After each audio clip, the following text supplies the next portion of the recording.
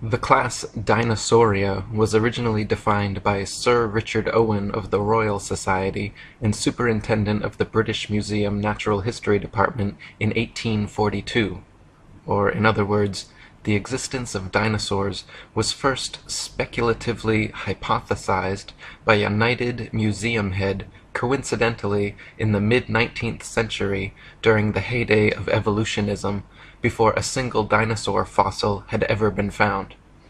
The Masonic media and mainstream press worldwide got to work hyping stories of these supposed long-lost animals, and then, lo and behold, 12 years later, in 1854, Ferdinand Vanderveer Hayden, during his exploration of the upper Missouri River, found proof of Owen's theory. A few unidentified teeth he mailed to leading paleontologist Joseph Leidy, who several years later declared them to be from an ancient, extinct Trachodon dinosaur, which, beyond ironically, means rough tooth. Firstly, it should be needless to say that it is impossible to reconstruct an entire hypothetical ancient animal based on a few teeth. But even more importantly, it is dubious that a myriad of ancient reptile, bird, and reptile mammal transitional forms necessary for the blossoming theory of evolution would be hypothesized and then conveniently discovered by teams of evolutionist archaeologists purposely out looking to find such fossils. And it is even more dubious that such fossils have supposedly existed for millions of years, but were never found by or known to any civilization in the history of humanity until evolutionism's Masonic Renaissance in the mid-19th century. David Wozni wrote, "Why are there no discoveries by Native Americans in all the years previous when they roamed the American continents? There is no belief of dinosaurs in the Native American religion or tradition. For that matter, why were there no discoveries prior to the 19th century in any part of the world?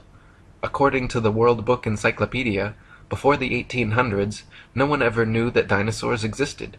During the late 1800s and early 1900s, large deposits of dinosaur remains were discovered. Why has man suddenly made all these discoveries?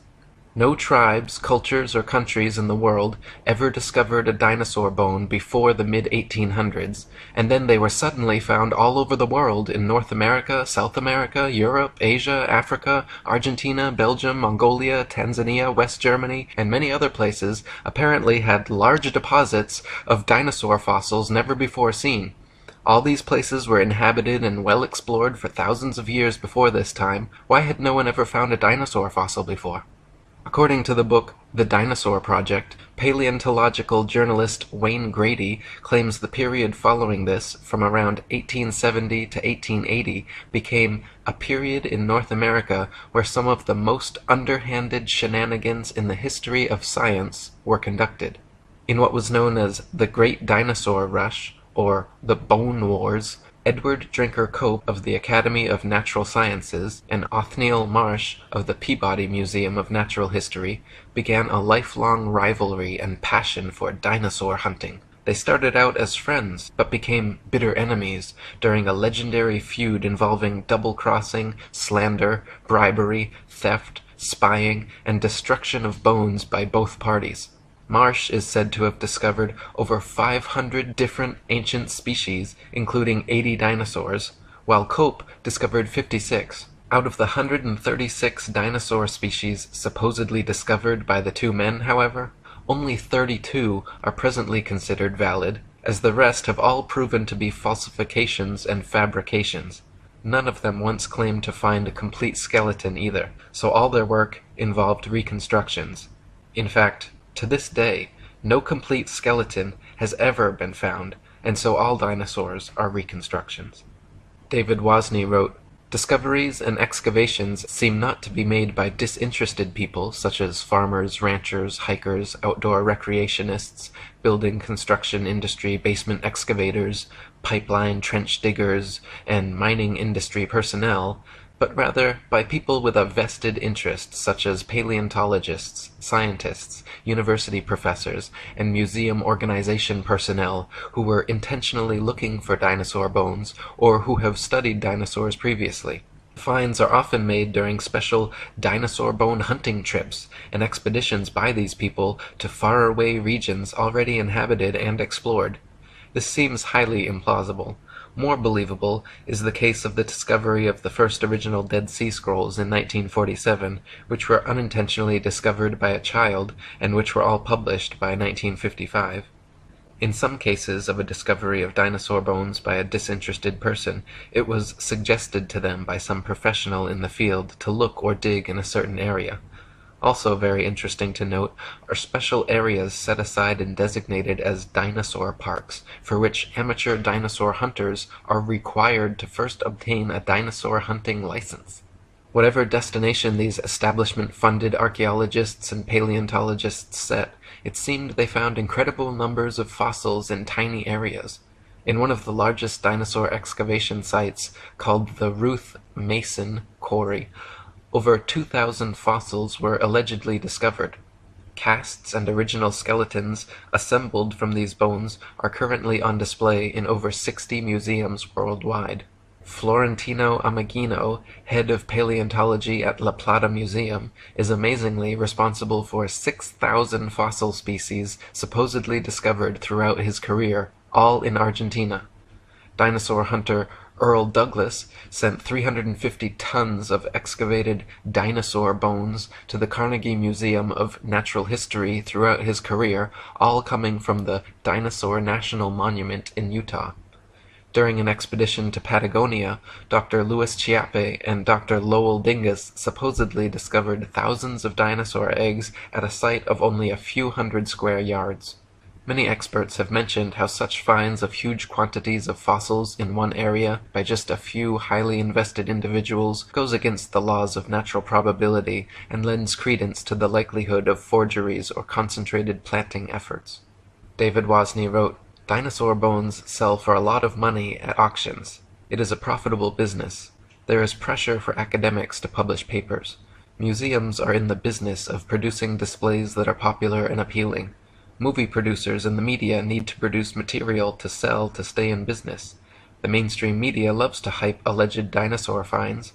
Much is to be gained by converting a bland, non-dinosaur discovery of a bone of modern origin into an impressive dinosaur find, and letting artists' interpretations and imaginations take the spotlight, rather than the basic, boring, real find. There are people who desire and crave prestige, fame, and attention. There is the bandwagon effect and crowd behavior. And then there are people and entities pursuing political and religious agendas. Highly rewarding financial and economic benefits to museums, educational and research organizations, university departments of paleontology, discoverers and owners of dinosaur bones, and the book, television, movie, and media industries may cause sufficient motivations for ridiculing of open questioning and for suppression of honest investigation. The fact that T-Rex bones have sold at auctions for upward of $12 million shows how lucrative the field of dinosaur hunting can be, and it just happens to be museum officials who serendipitously seem to make the most prolific finds. The first dinosaur to ever be publicly displayed was the Hadrosaurus folci at Edward Drinker Cope's Academy of Natural Sciences in Philadelphia. The bones were co-discovered by Joseph Leidy, Cope's esteemed professor, and the man responsible for the Trachodon Toothosaurus. The original Hadrosaurus reconstruction, which is still on display today, shows a huge plaster-cast bipedal reptile standing upright, using its tail as a third leg. What few people know, however, is that no skull was ever discovered, and no original bones were put in the public exhibit. David Wozni wrote, "A visual and a sculptural artist were promptly hired to invent a skull, and from the illustrations of another artist, who had depicted the iguanodon, the two artists drew the same face for the Hadrosaurus folci. The people involved could now technically defend the existence of this dinosaur if someone were to ask. The stunt worked out so well and fooled the public so thoroughly that they could later change the head of the creature without anyone noticing. To this day, Hadrosaurus folci is on display at the Academy of Natural Sciences in Philadelphia. The bones are said to be kept behind heavy closed doors, but a plaster copy is exhibited in their place. So we learn of an iguana skull being substituted for the skull of a dinosaur on display. What was the public told at the time? What are we not being told today? What we are not being told is that this is the rule and not the exception. To this day, not a single complete skeleton of any dinosaur has ever been found. All the museum displays, models, mannequins, cartoons, and movies of prehistoric monsters you have ever seen are all imaginative reconstructions based on incomplete skeletons arranged in a manner paleontologists believe to be most realistic. Furthermore, the skeletons exhibited in museums are all admittedly intricate fabrications made of plaster, fiberglass, various epoxies, and other animal bones, not original fossils. When dinosaur bones are transported and prepared, they use strips of burlap soaked in plaster to jacket over the fossils. Then, after applying a tissue separator to keep the plaster from direct contact with the bone, the soaked burlap strips are laid on until it is totally encased in a protective, mummy-like coating ready for safe transport. In an article titled, "A Fossil's Trail from Excavation to Exhibit," one insider remarked that, "Through mold making and casting, we can totally fabricate limbs, ribs, vertebrae, etc. for the missing pieces of an articulated skeletal mount." Plaster, fiberglass, and epoxies are often and commonly used. In reconstruction work on single bones, small to large cracks can be filled in with mache or plaster mixed with dextrin, a starch that imparts an adhesive quality and extra hardness to regular molding plaster. We've also had success using epoxy putties. Large missing fragments can be sculpted directly in place with these same materials. In other words, museum personnel work with plaster and other materials to transport and fabricate skeletons and missing or incomplete bones all the time. In fact, the huge dinosaur bone displays found in museums across the world are admittedly carefully prepared fakes. No independent researcher has ever examined a real dinosaur. They claim all the actual fossils are kept in high-security storage, but only a select few paleontologists are ever allowed to examine them, so the ability to ascertain their authenticity is kept from the general public.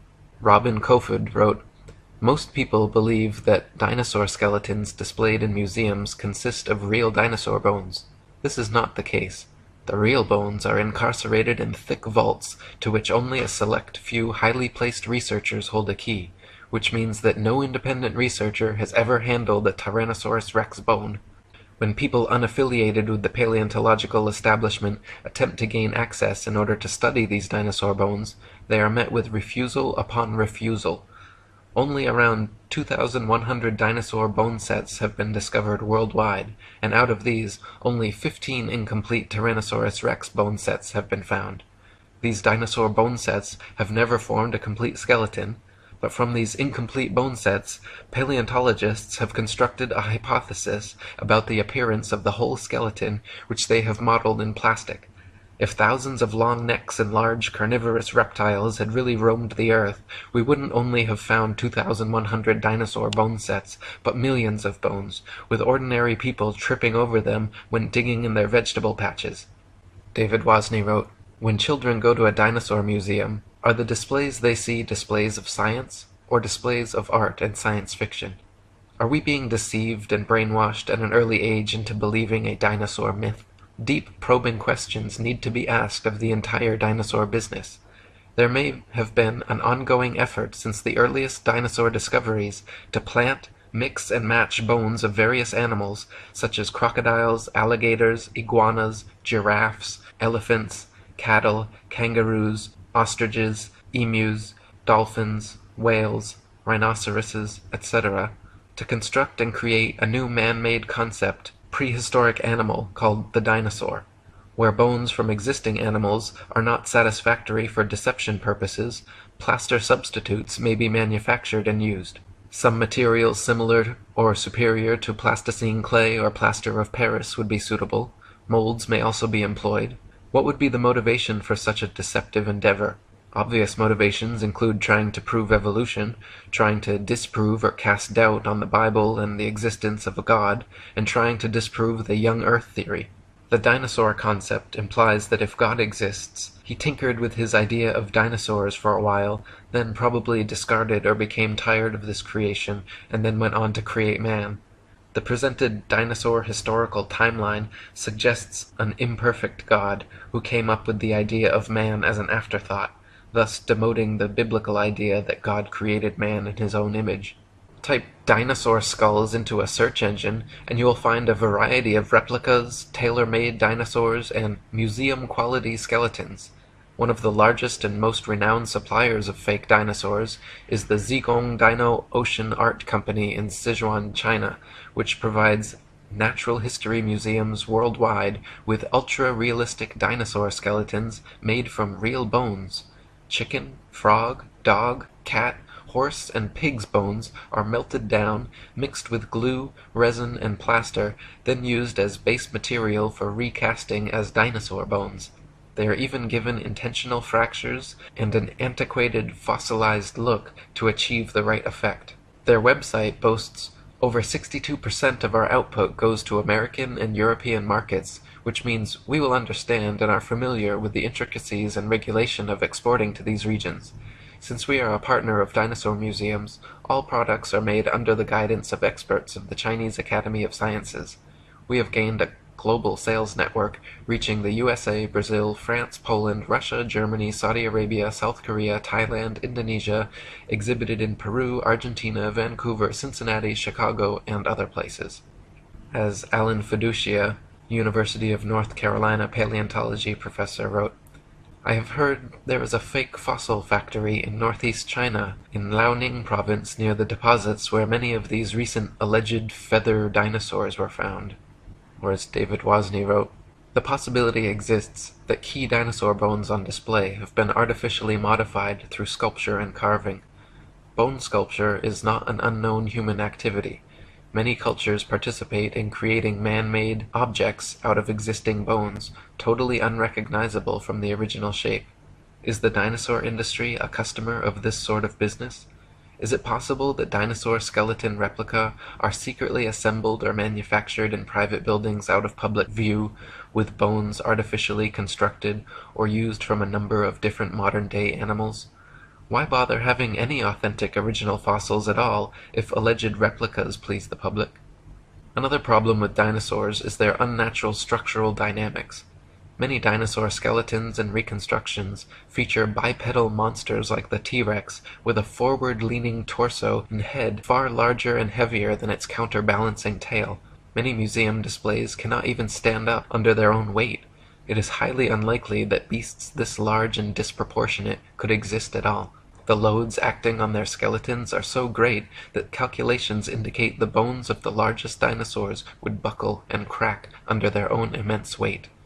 Experts have also pointed out that dinosaurs would have to have moved much slower than portrayed in movies to prevent sudden shocks to their skeletons. David Wozni wrote, "This idea of slow-moving animals does not agree with the biomechanical analysis of dinosaurs, which indicate that the dinosaurs were agile, active creatures. This is the paradox between the dinosaur's size and lifestyle. Many displays and drawings of dinosaurs appear to be an absurdity, showing a two-legged animal that would be totally off balance, with the weight of head and abdomen much greater than weight of tail, which is supposed to act as a counterbalance. Is the dinosaur industry a case of science trying to meet public desires or expectations?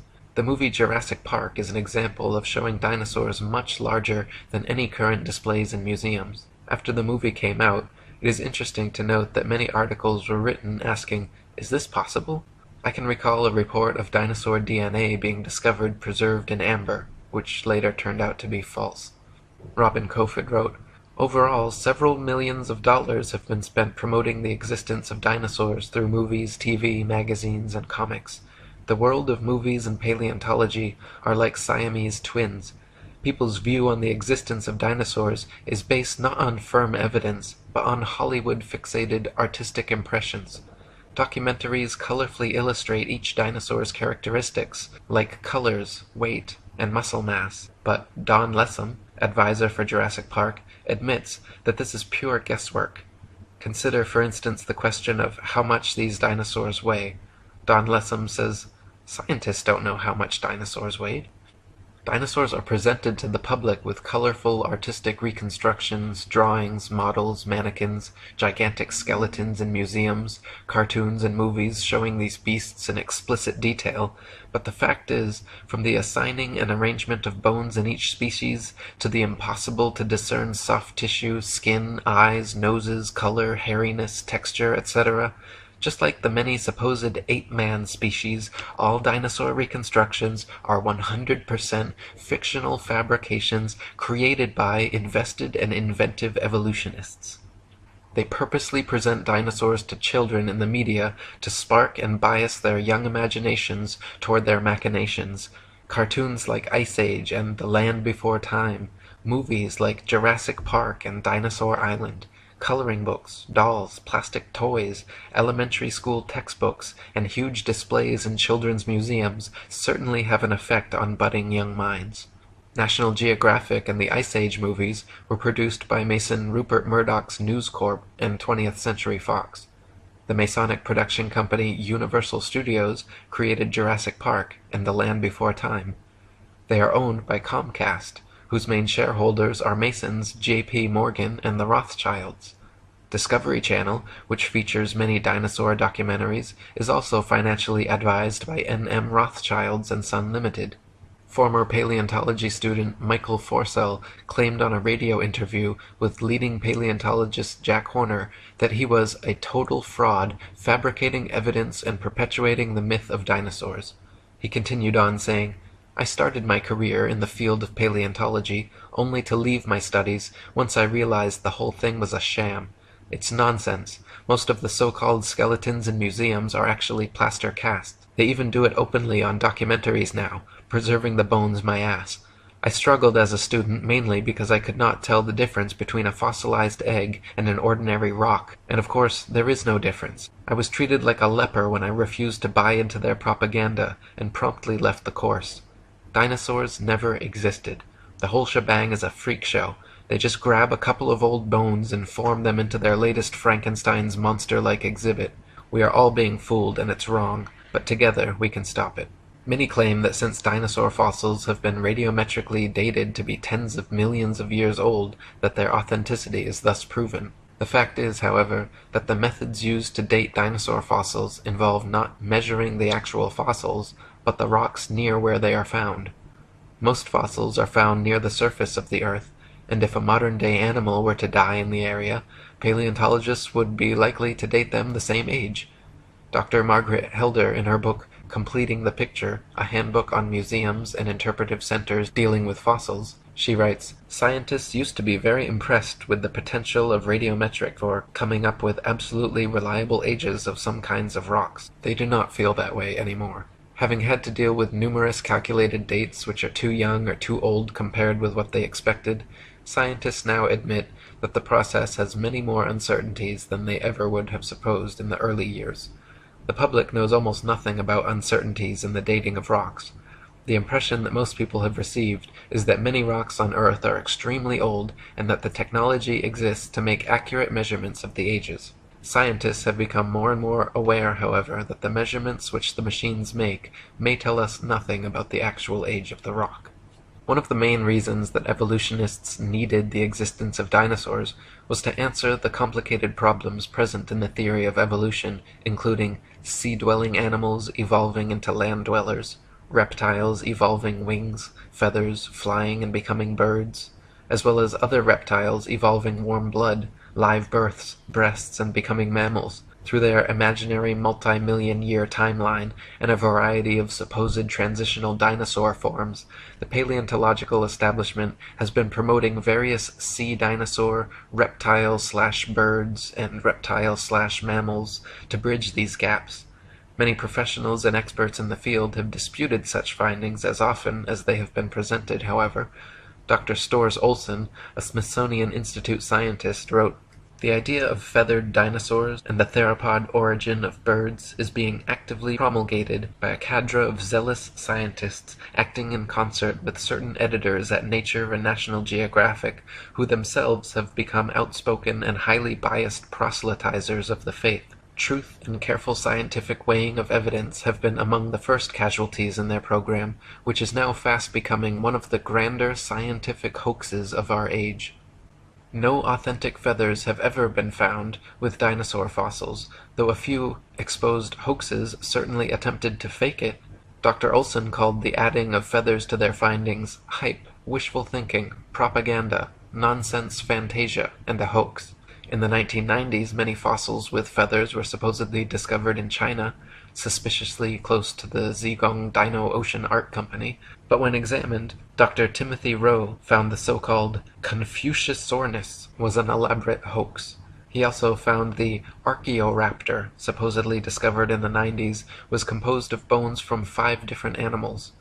When Dr. Rowe presented his findings to National Geographic, the head scientist reportedly remarked, "Well, all of these have been fiddled with." National Geographic then proceeded with their news conferences and media stories about the Archaeoraptor fossils being genuine and having found the missing link in evolution. Robin Kofod wrote, "In 1999, National Geographic magazine was busted when they presented in a colorful and fancily presented article The Missing Link, an Archaeoraptor dinosaur which was supposed to support the basic tenet of evolutionary theory that dinosaurs had slowly developed over millions of years. Their proof consisted of a fossil where carefully arranged bone imprints gave the impression of a creature half dinosaur and half bird. The scam was discovered during a CT scan which uncovered unnatural bone links. National Geographic magazine was later forced to admit, when pressured, that the fossil was man-made." Paleontologists claim that Archaeopteryx is another transitional form of bird evolved from dinosaurs, but this theory falls on its face against overwhelming evidence to the contrary. Other species like Confuciusornis, Launingornis, and Eolalavis have all been found to be contemporary with the Archaeopteryx and are indistinguishable from present-day birds. Alan Fiducia from University of North Carolina, one of the most famous ornithologists in the world, stated, "I've studied bird skulls for 25 years, and I don't see any similarities whatsoever. I just don't see it. Theropod origin of birds, in my opinion, will be the greatest embarrassment of paleontology of the 20th century." Larry Martin from the University of Kansas, a paleoornithologist, says, "To tell you the truth, if I had to support the dinosaur origin of birds with those characters, I'd be embarrassed every time I had to get up and talk about it." Even if dinosaurs did evolve into birds to fill their evolution gap, it does not explain how something like the common housefly could have evolved. Flies flap their wings simultaneously 500 times per second. Even the slightest dissonance in vibration would cause them to lose balance and fall. But this never happens. How could they evolve such an amazing and specialized ability? Why were dinosaurs never discovered before the evolutionist renaissance in the mid-19th century? Why do paleontologists think they can reconstruct an entire species of ancient animal from a few teeth? Why have so many dinosaur discoveries turned out to be hoaxes? Why are all authentic dinosaur fossils kept under tight lock and key away from any independent analysis? Why has erosion and weathering not destroyed all these supposed prints and fossils that are allegedly millions of years old? If dinosaurs were supposedly wiped out by a meteor impact or other such catastrophe, why is it that all the other various animal species that exist today were not similarly wiped out? There are many more questions which need to be answered before anyone in their right mind should consider the existence of dinosaurs anything but a convenient evolutionist myth. Robin Kofod wrote, "The paleontological establishment can control which hypotheses will be constructed through textbooks and the curriculum. In this way, students are brainwashed into a pseudo-reality controlled by text material and the teacher's authority. A short practical example. A random dental bone is found at an excavation site, and from this dental bone the rest of the skeleton is guessed at. We are not kidding about this.